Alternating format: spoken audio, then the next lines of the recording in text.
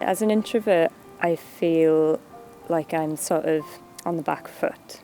This is definitely an industry for people who are outgoing and good at networking and charismatic and good at making connections and all that sort of stuff.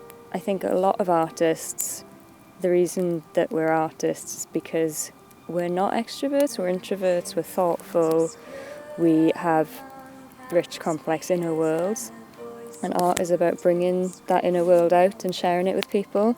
So I do feel like being an introvert is just really different, a different experience as an artist.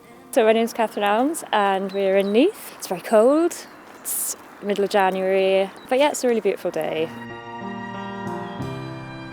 They say set your life ablaze, never knowing that a fire once started will bring everything down and will rage through the night like a curse, like a blessing, and no one can build a city out.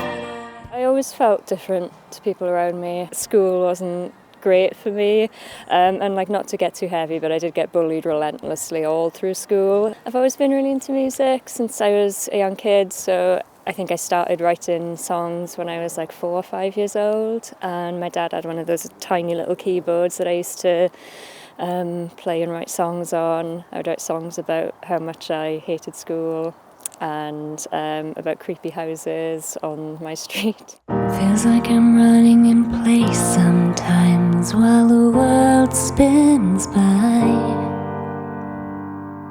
Feels like my best is not good enough. Shining smiles and bright eyes, God, they look so beautiful. So we're in the Knoll, which is a big park in Neath, up in Kimler. I've struggled a lot with impostor syndrome for my adult life, and I think it's always something that's there, this feeling of kind of like I'm missing out on something important that everyone else secretly knows, or that I've sort of cheated my way into where I am. And I feel it in relation to my music, definitely. I feel that as a musician, I struggle with those feelings of I'm not as good at singing, I'm not as good at, playing my instrument, at writing. I don't have the same achievements and accolades as my peers do. And I think social media plays a really big part in that, because we're encouraged to show our best sides and to make everything look so easy and aspirational. And it's easy to forget that other people are complicated and struggling with things the same way that you do.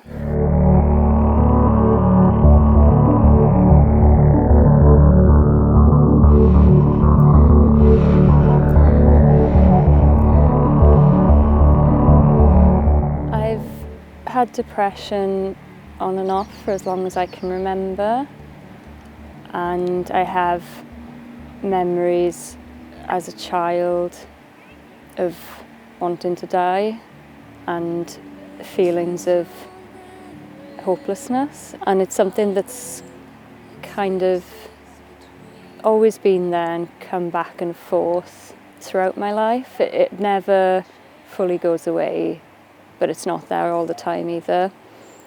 And when I was a bit younger, I used to have this strong drive to want to just fix it, and then it would be fixed and it would be gone and I would be cured and I'd be normal. The older I am now, the more I realise that it's a part of me that's always going to be there, and I'm always going to need to learn to live alongside it and not fight it.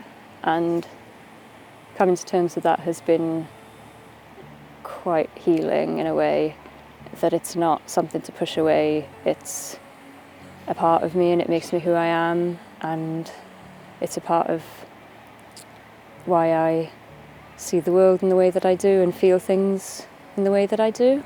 When we're dealing with our mental health, you have to take care of all those different sides of yourself. So it's not just about taking antidepressants. That has its place, but that's not going to fix the other things. And it's not just about, doing CBT, because actually sometimes there's a biological aspect that needs to be looked at too. So it's about managing all those things and forgiving yourself for being that way and just learning to live with it as a natural part of life.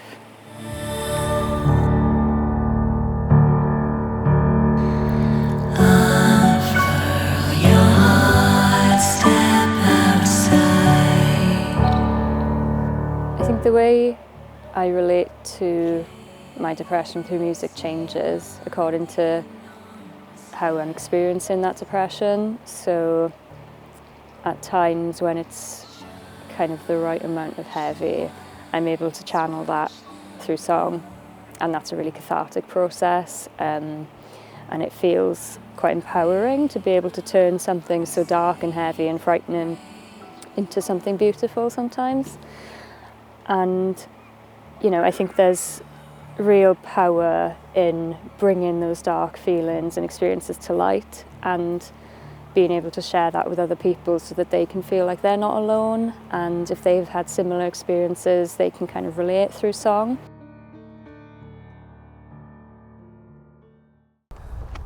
That was quite a steep walk. Yes, it's definitely worth it though. So this is a 14th century chapel ruin, and it's at the top of Markham Park. What's the best way of doing this then? Maybe I'll try and do like a tower. Is this the start of a fire, is it? Yes, I'm building a fire for us to keep us warm. Yeah, I hope there aren't any fire building aficionados watching, because they're going to quickly realise I don't actually know what I'm doing.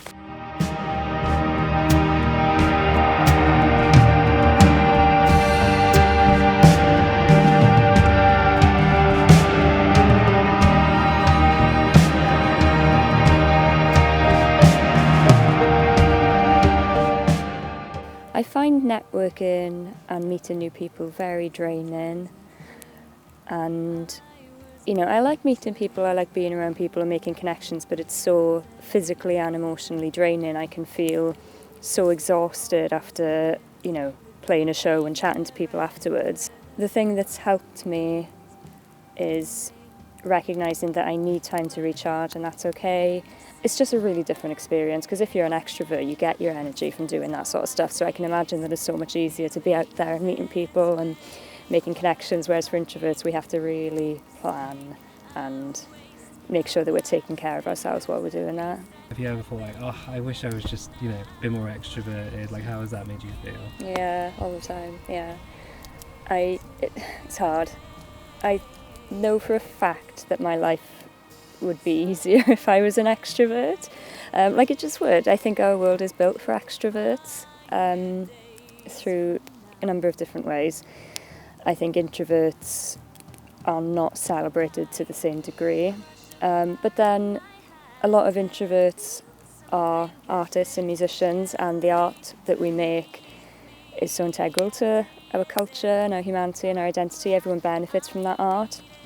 So it's really important for us to celebrate that, celebrate both ways of being. There's a place for introverts and extroverts, so we should make space for everyone. I would say to my younger self, keep writing, write through it all, write through the pain, write through the good things, write through the bad things, and don't worry if it sounds bad. Don't worry if it sounds like it's very far away from what you want it to sound like. You just have to keep going, keep showing up, and that's how you grow and evolve as an artist. Speak to people about how you're feeling, because you're not alone. And I know that's a bit of a cliche, but it's really true. You're not alone.